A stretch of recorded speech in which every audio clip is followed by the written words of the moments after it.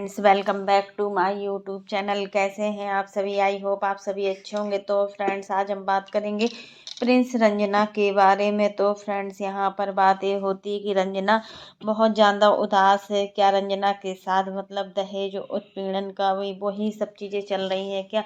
क्या मतलब जो दहेज की प्रथा पहले थी वो सभी चीज़ें आज चल रही हैं, और रंजना को लेकर काफ़ी लोगों के मन में सवाल भी उठ रहे हैं।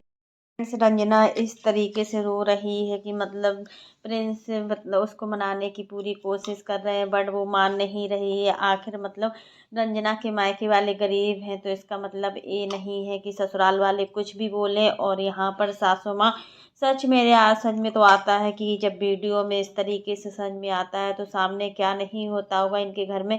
ये चीज़ें भी बहुत ज़्यादा नज़र आ रही हैं, और मतलब जो चीज़ें ऑन कैमरा दिखाई जा रही हैं वो कहीं ना कहीं ऑफ कैमरा होती ही होंगी। और फ्रेंड्स, रंजना सच में बहुत कुछ झेलती है, एकदम चुप रहती है और चुप रहकर सब कुछ इग्नोर करती है। ये चीज़ें मतलब क्यों हो रहा है इनके साथ में, जबकि मनीषा के साथ में ये सब चीज़ें नहीं होती थी।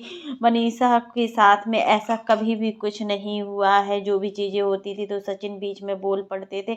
आखिर मतलब होता है ना कि अगर अभी प्रिंस शांत है, अभी फिर से प्रिंस शांत हो गए हैं, नहीं तो प्रिंस भी कम नहीं है। प्रिंस तो अच्छे तरीके से ही सबको सबक सिखाया करते थे। आपने देखा है कि हर चीज़ की कंट्रोवर्सी करते थे प्रिंस, लेकिन अभी मतलब जब से सचिन और मनीषा का ये सब चीज़ें हुई हैं, मतलब तब से थोड़ा प्रिंस शांत रहने लगे हैं, और रंजना को काफ़ी सुनने को मिल रहा है।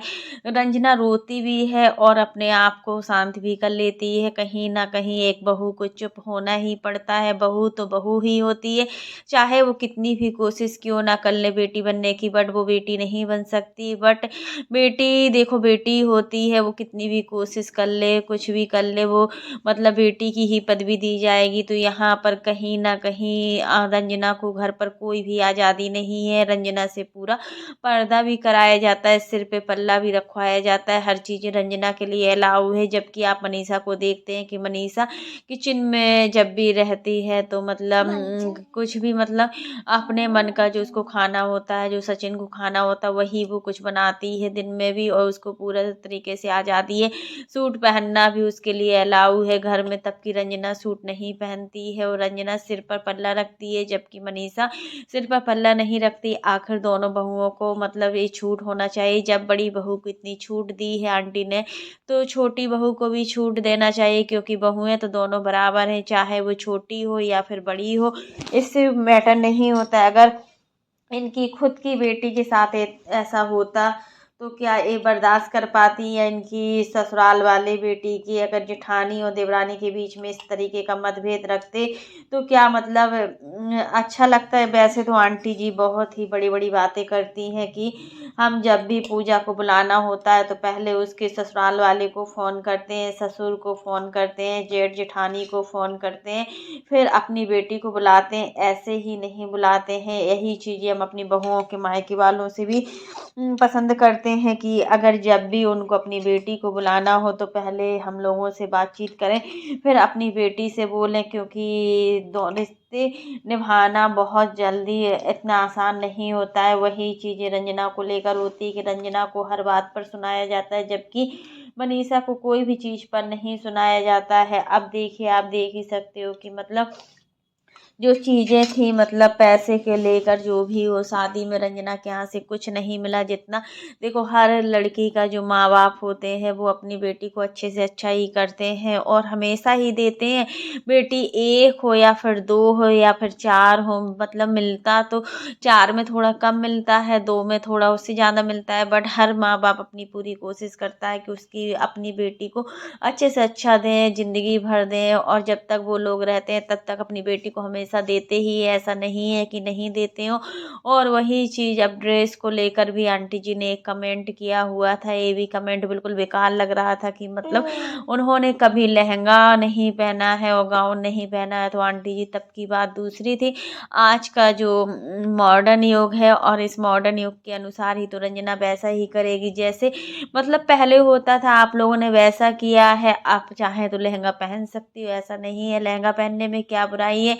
लहंगा भी तो अच्छा लगता है देखने में, बट यहाँ पर रंजना के लिए सुनाया गया है अगर आपकी बेटी पूजा भी तो गाउन पहन रही है, अगर उसके लिए अलाउ है तो फिर रंजना क्यों नहीं पहन सकती। वो भी तो किसी दूसरे घर की बहू है और वो भी तो पहन सकती है, ऐसा नहीं है लहंगा पहनने में क्या प्रॉब्लम है। तो बात बात पर रंजना को कमेंट किया जा रहा है, रंजना के साथ बहुत ज़्यादा भेदभाव किया जा रहा है। आखिर जो बहू घर में जितना एडजस्ट करती है ना, उससे उतना ही एडजस्ट कराया जाता है। ये बात बिल्कुल रियल फैक्ट होता है। अगर बहू पहले ही हर चीज़ों से मना कर दे तो किसी की इतनी दम नहीं होती है कि मतलब वो उसको कुछ बोल सके या फिर उससे कुछ कहने की वो बात रख सके। तो यही चीज़ें हैं कि अप्सरा मॉम आज मतलब अपनी इनकी जो अभी ननद आई हैं उन्होंने भी काफ़ी कुछ बोला है रंजना को लेकर। आखिर रंजना मतलब ससुराल से वहाँ मायके चली गई पटना, जबकि आंटी जी का मन नहीं था पटना भेजने का, फिर भी रंजना गई थी क्योंकि देखिए वो रो रही थी। किसी को उसके रोने की वजह नहीं पता थी कि क्या है क्या नहीं है। आखिर रंजना रो रही थी तो वो इसलिए ही रो रही थी क्योंकि उसकी कोई भी तैयारी नहीं हुई थी। और देखिए इतनी बड़ी पार्टी होना है, ग्रैंड पार्टी होना है, अगर उसमें रंजना बिल्कुल सिंपल तरीके से भी चली जाएगी तो भी लोग बाग मुँह बोलेंगे और मतलब नहीं भी जाएगी तब भी सुनाएंगे। बहुत कुछ सुनने को मिलता है, अच्छा करो तब भी सुनने को मिलेगा और बुरा करो तब भी सुनने को मिलेगा।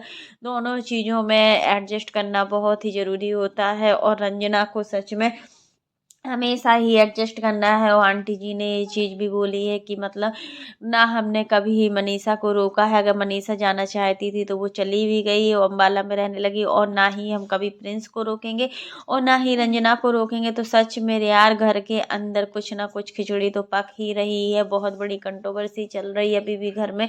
आखिर मतलब मनीषा को लेकर सब अच्छे से बातचीत करते हैं जबकि रंजना को लेकर कोई भी बातचीत नहीं करता है। और मतलब आंटी जी और अंकल जी भी कुछ ना कुछ तो रंजना को सुनाते ही रहते हैं और रंजना सबसे सुनते भी रहती है क्योंकि देखिए वो नहीं बोलना चाहती है। वो अभी जब जवाब देगी तो सबको मिर्ची लगने लगेगी। जब तक वो शांत है तो शांत है, लेकिन कब तक वो ये सब चीज़ें कंप्रोमाइज़ करेगी, क्योंकि जॉइंट फैमिली में हर चीज़ को कंप्रोमाइज़ करना बहुत ही कठिन होता है। फिर देखिए प्रिंस की जो एनिवर्सरी की, अभी इसकी शादी को 1 साल नहीं हुआ है, रिंग एनिवर्सरी थी, उसमें भी मतलब किसी को कोई भी वो नहीं है कि क्या करना है क्या नहीं करना है।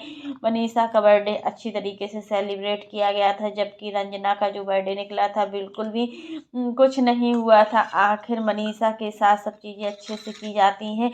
इन सभी चीज़ों में आंटी जी का बोलना ये है कि सचिन और मनीषा अपनी चीज़ों का अरेंजमेंट बहुत अच्छे तरीके से कर लेते हैं, हमें उनकी कोई भी व्यवस्था नहीं करनी होती है। जबकि प्रिंस चाहे तो अपना अरेंजमेंट खुद कर ही सकते हैं, इसमें कुछ नहीं है, लेकिन उनको नहीं करना तो हम भी नहीं कर पाएंगे क्योंकि हमसे ये सारी व्यवस्थाएं नहीं हो पाएंगी। तो फ्रेंड्स आज के लिए बस इतना ही। कैसा लगा आपको मेरा वीडियो पसंद आए तो लाइक कर देना, और अगर आप चैनल पर न्यू हो तो चैनल को सब्सक्राइब करना ना भूलना। फिर मिलते हैं नेक्स्ट वीडियो में, तब तक के लिए बाय, टेक केयर। और इसी प्रकार की नई नई वीडियो को देखने के लिए आप मेरे चैनल पर बने रहिएगा और मेरे चैनल को ज़्यादा से ज़्यादा सपोर्ट कीजिएगा। फ्रेंड्स आप लोग कमेंट बॉक्स में ज़रूर बताना कि मतलब अगर रंजना आज रो रही है तो क्या उसके मायके से उसको कुछ नहीं मिला है, मायके वालों ने खाली विदा ही कर दिया, यही चीज़ है क्या कि मायके से कुछ मिला नहीं है तो वो हमेशा किसी ना किसी की कुछ ना कुछ सुनती ही रहेगी। और जब तक वो सुन रही है तब तक वो सुनेगी, उसके बाद देखिए एक लिमिट होती है हर चीज़ की, और जब वो है लिमिट को क्रॉस कर जाएगी तो सभी बोलेंगे कि मतलब कितना मुंह चलाती है कितना बोलती है। फिर वही हाल होगा जो मनीषा और सचिन ने किया था, वही सब चीज़ें प्रिंस और रंजना करेंगे। तो फ्रेंड्स आज के लिए बस इतना ही। वीडियो पसंद आए तो लाइक कर देना, और अगर आप चैनल पर न्यू हो तो चैनल को सब्सक्राइब करना ना भूलना। फिर मिलते हैं नेक्स्ट वीडियो में, तब तक के लिए bye, take care all of you.